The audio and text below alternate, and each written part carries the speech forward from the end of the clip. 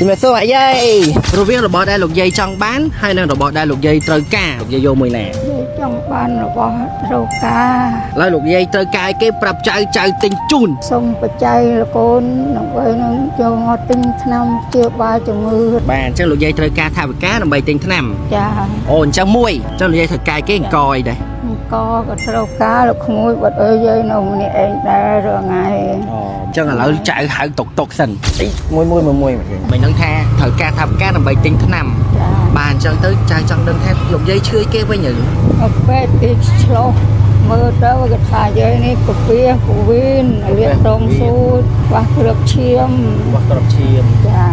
មកជាមួយនឹងកូនប្រុសរបស់គាត់ដែរចាំមើលបងឯងចាំប្រាប់ខ្ញុំផងណាលោកយាយគាត់ត្រូវការអីចឹងណាបាទហ្នឹងអាចចាំមើលគាត់ត្រូវការឲ្យខ្ញុំប្រាប់អូអាយ៉ាតោះខ្ញុំក៏បាននាំមកយាយដើរទិញរបស់ដែលគាត់ត្រូវការមកដល់កន្លែងអង្គមកយាយត្រូវការអង្គមិនដឹងមកយាយមានអង្គសម្រូបមកចាត្រូវការអង្គសម្រូបហ្មងពួកមកយាយឈឺអញ្ចឹងអានេះអត់ទៅមានជាតិស្ករយល់ណាណាអូបាទយកអង្គមួយតោះបាទបងប្រុសគាត់ប្រាប់ថាមកយាយគាត់ត្រូវការស្វាយចន្ទីហើយសណ្ដែកដីព្រោះដូចជាមានជីវជាតិដែលអាចទៅជួយគាត់បាន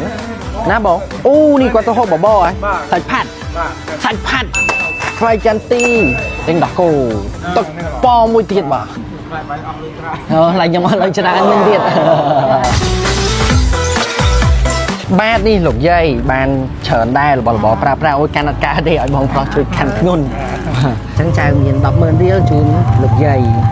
បាទអញ្ចឹងអាចយកទៅទិញថ្នាំសង្កូវបានចាស់ទៀនដែលចៅមានចិត្តជ្រះថ្លា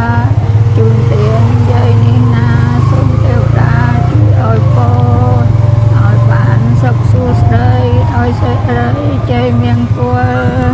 សូមបានសម្រេចផលឲ្យបានដល់ព្រះណោសាធុគេមកយាយនេះមកដល់កន្លែងដើមវិញហើយអញ្ចឹងមាននិស័យបានជួបគ្នាបានជូនមកយាយដើរទិញរបស់ដែលបានត្រូវការហើយជូនតកាកន្លះទិញថ្នាំសង្កូវបាទ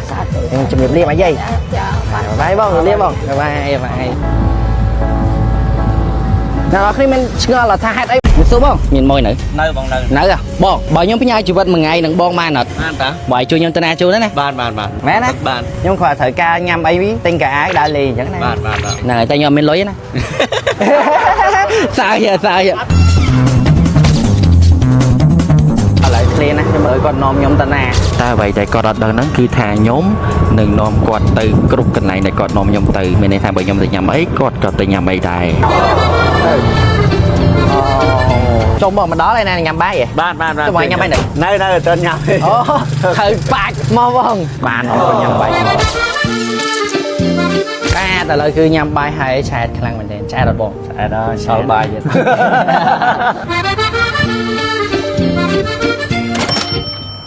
ឥឡូវយើងទៅកន្លែងមួយទៀតចាំមើលបងគាត់នាំខ្ញុំទៅណាអូខេបងអញ្ចឹងឥឡូវយើងទៅណាទៀតបងយើងទៅកន្លែងទិញអីវ៉ាន់អាយ៉ាគុំនេះស្អាតណែអូនដល់ពេលឃើញកៅអៅស្អាតអញ្ចឹងនឹកឃើញម៉ាក់ខ្ញុំបាត់ហើយអញ្ចឹងហីមកឲ្យជួយហើកៅអៅមួយឲ្យម៉ាក់ខ្ញុំមើលប្រពន្ធពូកម្ពស់ប៉ុន្មានដែរ1ម៉ែត្រជាង1ម៉ែត្រមិនត្រូវម៉ាច់មួយម៉ាក់ខ្ញុំឲ្យប្រពន្ធពូឯងមកតែទិញឲ្យម៉ាក់ខ្ញុំណា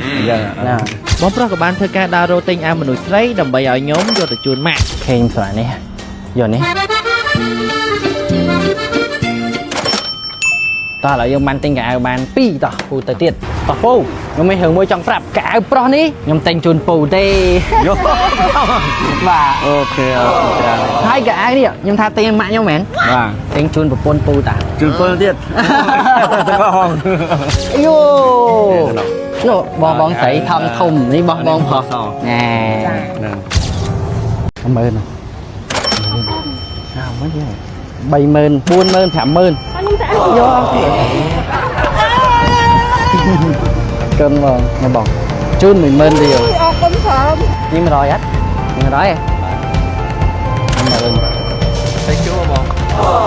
មែននៅសុកខ្ញុំមានលុយយកមកដើរចែកគេឯងរឿងគឺវាអញ្ចឹងខ្ញុំមាន100រៀលតើបងព្រមដូរអ្វីឲ្យខ្ញុំ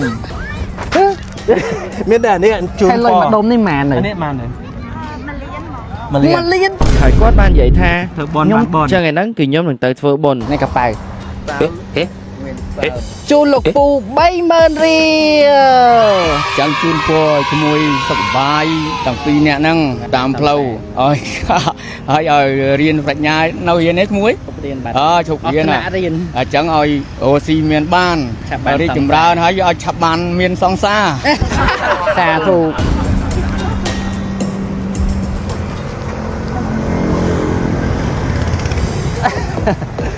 សាធុអរគុណអូខេតោះឥឡូវយើងចាញ់លុយប៉ុណ្នេះបានហើយយើងដើររមើលណាគេអ៊ំចាចេះឬលោកយាយគាត់ដើរលុកក្តៅអញ្ចឹងណាខ្ញុំម៉ៅគាត់យកទាំងអស់ហើយឲ្យគាត់ទៅផ្ទះបណ្ដោយនេះសួរម៉ែយាយបាទមិនអរគុណបាទអីម៉ែយាយបានអង្គុយនៅនេះអញ្ចឹងទៅលោកយាយហូបបាយនៅលោកយាយ នៅទេនៅ នៅ កូន ក្លៀនណាលោកយាយ ហេវដែរមិនចាតាមទៅចា អូចាំមើលចៅទៅរត់ទិញឲ្យជូនលោកយាយ ចៅចេញដៃយាយខ្ញុំទឹកកក់តែណានៅថងណា អូតកកតែដែរណាអូបាទបាទ ខ្ញុំក៏បានទៅរកទិញបាយជាមួយនឹងតែតក អូខេអញ្ចឹងតោះយើងយកទៅជូនលោកយាយហើយយើងមានថវិកាជូនគាត់ដែរហូបសិនណាម៉ែយាយអានេះចាំទុកពេលយប់ក៏បានដែរនេះទឹកដែលលោកយាយថាចង់ពិសាចង់ហូបបាទចេះនេះលោកយាយនេះបាយខ្ញុំទុកនេះណាហើយទុកណាក៏អត់នេះចាខ្ញុំទុក អរគុណកូនឯង ខ្ញុំកាន់មេកំពុងក្តៅផងតែយា ចូល យ ចិត្តអាហ្នឹងឲ្យចូលចិត្តកាហ្វេ កាហ្វេខ្ញុំទុកនៅក្រោយនេះដែរបាទលោកយាយនេះចៅមានថវិកាតិចតួចជូនលោកយាយចំនួន100,000រៀលលោកយាយអាចយកទៅទិញទឹកតែបាន1000កំប៉ុង